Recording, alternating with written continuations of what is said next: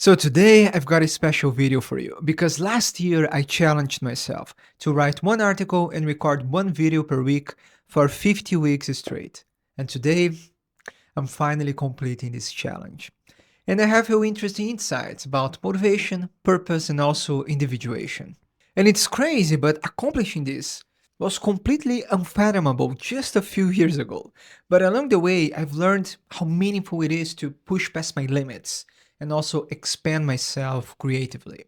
So now I want to share three key lessons from mental shifts to practical steps. Not only be more consistent, but also find meaning through developing a craft and pushing yourself. So the first thing I've learned very quickly is that I had to completely stop relying on feeling motivated. If you pay attention, you notice that our moods fluctuate much more than we tend to notice. And if we are waiting to feel ready or be in the right state of mind, we will never start. And if we do, there is no chance we can keep any kind of consistency. And the truth is that relying on motivation is childish and the mindset of someone identified with what Carl Jung calls the Puer Aeternus or Puella Aeterna, aka the man child or woman child. So instead, we must learn to attach all of our actions to our value system. And by the way, I have a whole series on how to conquer the poor and proletarians that I will link for you in the end. So rather than relying on motivation, we need clarity on what's important in our lives. And in the last video, I shared one of the most important questions I ever asked myself. Are you ready? Oh, what can't I finish life without accomplishing or experiencing? I know it's a simple question, but there's something about it that just hits differently. So I will repeat it for you. What can't I finish life without accomplishing or experiencing? And when you sit with this question and you find an answer, I just hope that it helps you tap into something deeper within yourself. And once you do it, you simply start designing your life according to this ideal vision. And taking this one step further, what changed everything for me during this challenge was learning to make all of my decisions ahead of time. So we tend to fail and procrastinate precisely because we lack long term thinking, which also makes us much more subject to our moods. But when we start making our decisions ahead of time based on the ideal version of ourselves, focusing on what's truly important, we take fleeting moods out of the equation because my boss is the guy I want to become, not what I'm feeling at any given moment. So, this is the first valuable lesson. Learn how to make all of your decisions ahead of time. And developing this long term thinking can be quite easy.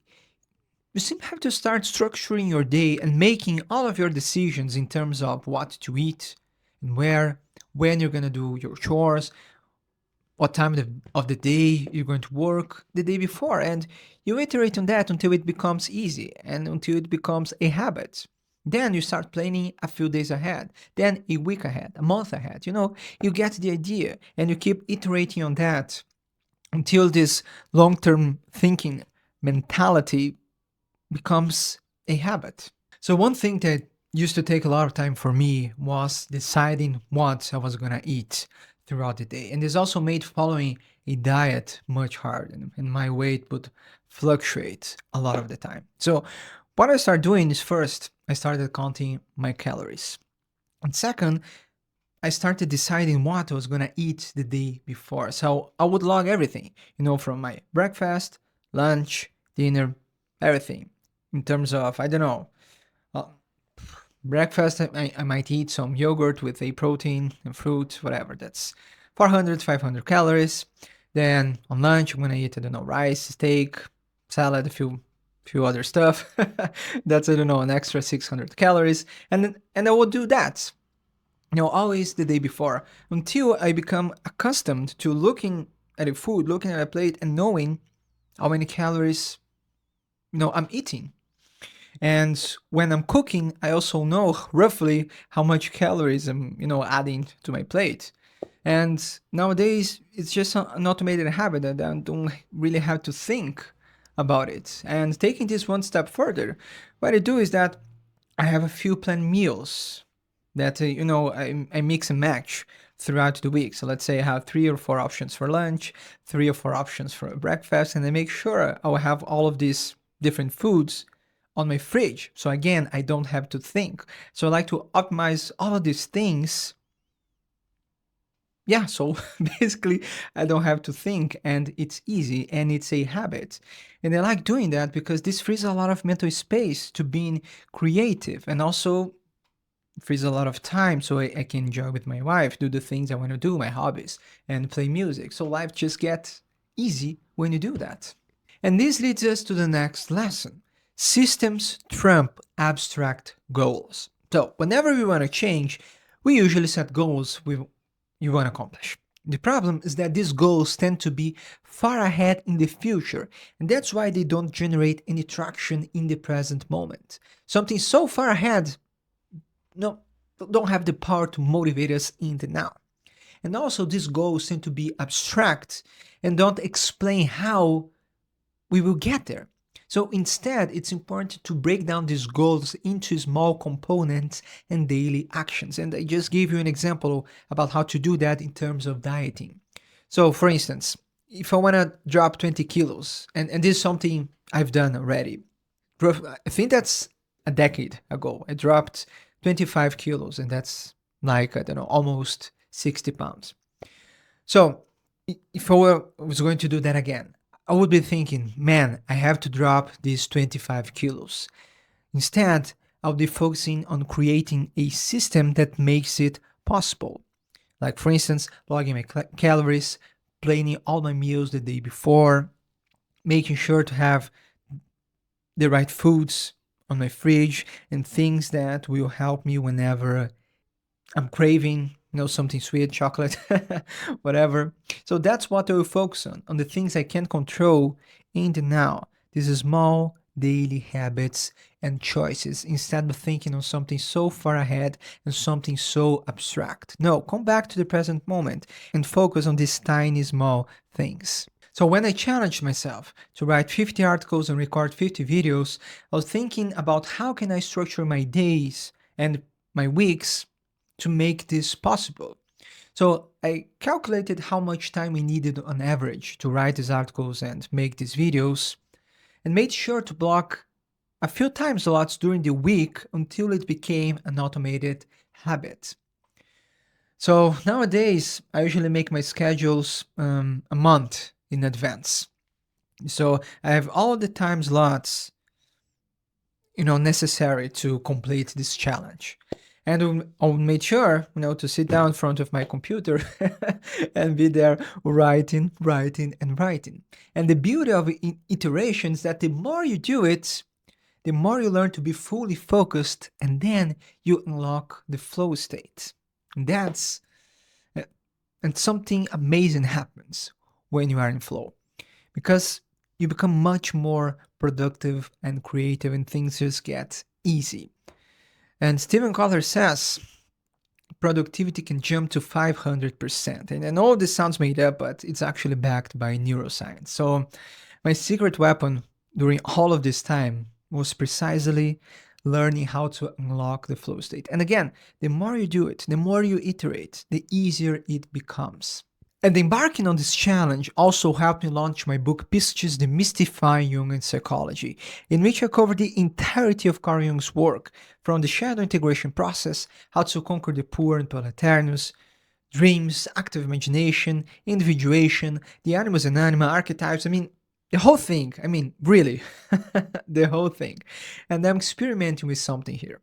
When you join my newsletter down below, I will send you a PDF, a copy of the book. And if you like it, you can order a physical copy from Amazon later, or you can get the Kindle version as well. And at the time of recording this video, I launched the book a couple of months ago, 2.5 months ago, and almost 100 people already got a physical copy. So I don't know, this is just absolutely insane, and I couldn't be happier. And if you want to take things one step further, I suggest that you look at my accessible course Catabasis, the Shadow Integration Manual, in which I introduce you to Carl Jung's authentic shadow work methods. And as a bonus, I also share my whole systems on how to beat procrastination and develop good habits and also unlock the flow states. And if you want to take one step further again, I suggested to look at the Audacity University, where you get everything I just mentioned, plus a whole curriculum on Jungian psychology. You can master Jungian psychology in 1 year and learn how to become your own analyst or integrate these tools into your professional practice. And now I'm going to share the third and final lesson. So I've learned that the only way to pursue your goals whilst feeling inspired is to realize that this isn't about you. Yeah, this isn't about you. So we can only push in the face of adversity when we find something deeply meaningful. And meaning is found the moment we put our gifts and talents in service of something greater than ourselves. So, in the beginning, I mentioned that it's important to craft our value system, but we have to be careful to not turn this into a narcissistic exercise, as not only we will feel constantly lonely and miserable, but we also make the people who care about us miserable. Because if we experience any kind of success in life, it's because others allowed us to get there and found what we have to offer as valuable. So we need one another. And that's one who, who dealt with avoidant tendencies.